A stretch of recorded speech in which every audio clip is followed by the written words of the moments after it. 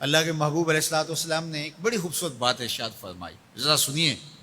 اور اس کا لطف لیجئے، اور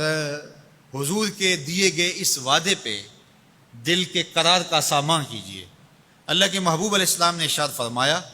کہ من یکفر لی اللہ یسأل الناس شیئا، جو شخص مجھے اس بات کی ضمانت دے کہ وہ اللہ کے علاوہ کبھی بھی کسی سے کوئی سوال نہیں کرے گا، جب بھی کوئی مشکل ہوئی، جب بھی تکلیف ہوئی تو وہ سوال مالک کی دہلیز پہ کرے گا، وہ مصلی بچھائے گا اور رب سے کہے گا میرا مسئلہ یہ ہے۔ جو شخص مجھے یہ ضمانت دے کہ وہ اللہ کی دہلیز پہ اپنے سوال رکھے گا، اللہ کے علاوہ کسی سے نہیں کہے گا،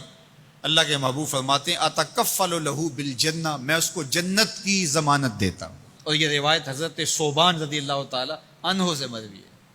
حضرت ثوبان نے جب حضور سے یہ فرمان سنا تو انہوں نے کہا حضور میں ضمانت دیتا ہوں، میں زندگی بھر اللہ کے علاوہ کسی سے سوال نہیں کروں گا۔ اور صحابہ نے پھر اس پہ عمل کر کے دکھایا۔ صحابی کا کوڑا گرتا ہے اور وہ بھی گھوڑے سے نیچے اتر کے خود اٹھاتا ہے، کہا جاتا ہے جناب آپ نے کہہ دیا ہوتا ہم اٹھا کے دے دیتے، کہا ہاں نہیں، ہم نے حضور سے عہد کیا تھا کہ اللہ کے علاوہ کسی سے سوال نہیں کریں گے۔ تو انہوں نے اتنا لحاظ رکھا اور اپنے وعدے کی پاسداری اس انداز سے بھی کی۔ تو یہ ہے وہ دولت جو کسی بندے کو اللہ صالح اعمال کے نتیجے میں عطا کرتا ہے۔ حضرت حسن بصری رضی اللہ تعالیٰ عنہ فرماتے ہیں کہ یہ کسی شخص کا ضعیف یقین ہے کہ جو اس کے پاس موجود ہے اس پر اس کو اعتماد ہے، اور اس کا جو حصہ اللہ کے پاس موجود ہے اس پر اس کو اعتماد نہیں ہے۔ دیکھیے ایک شخص کے پاس کچھ پیسے موجود ہوں، اس کی جیب میں ہے، اس کے لاکر میں ہے، گھر میں ہے، اور ایک وہ اس کا مال ہے جو بینک میں پڑا ہوا ہے، تو جس طرح وہ اپنے ہاتھ میں موجود پیسوں پر مطمئن ہوتا ہے، بینک میں پڑے ہوئے پیسوں پر بھی ایسے ہی مطمئن ہوتا ہے، کہتا ہے وہ بھی میرے ہی ہیں۔ تو جو شخص بینک میں پڑے ہوئے پیسوں پر تو مطمئن ہے، گھر میں موجود رقم پر تو مطمئن ہے، اس کے ہاتھ میں اس کی جیب میں جو ہے اس پر تو مطمئن ہے، اور اس کی قسمت کا جو ابھی اللہ کے پاس ہے اس نے ابھی اس کو دیا نہیں، اس پہ مطمئن نہیں ہے، تو حضرت حسن بصری فرماتے ہیں اس سے بڑھ کر ذوف یقین اور کیا ہوگا کہ جو اس کے پاس ہے، جس کو چرایا جا سکتا ہے، جس کو چور کھینچ سکتا ہے، جو گر سکتا ہے،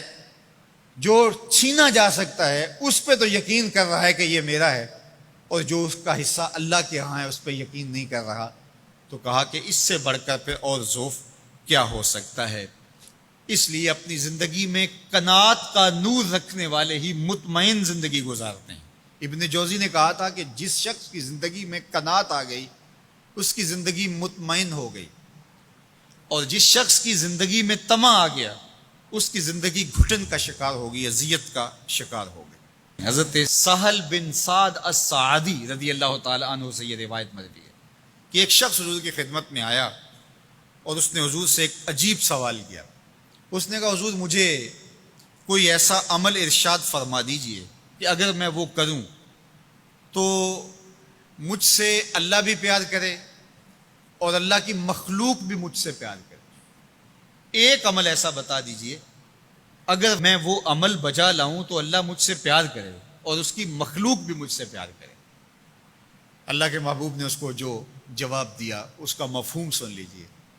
آقا کریم نے فرمایا جو دنیا میں موجود ہے، میسر ہے، اس سے بے رغبت ہو جا، تیری ضرورتیں تو پوری ہوں گی، اس میں تو کوئی شک نہیں، لیکن تیری رغبت ادھر نہ رہے، زہد فی الدنیا اختیار کر لے، تو تجھ سے اللہ پیار کرے گا کہ یہ بندہ دنیا میں رہ کے بھی دنیا کا نہیں میرا ہے۔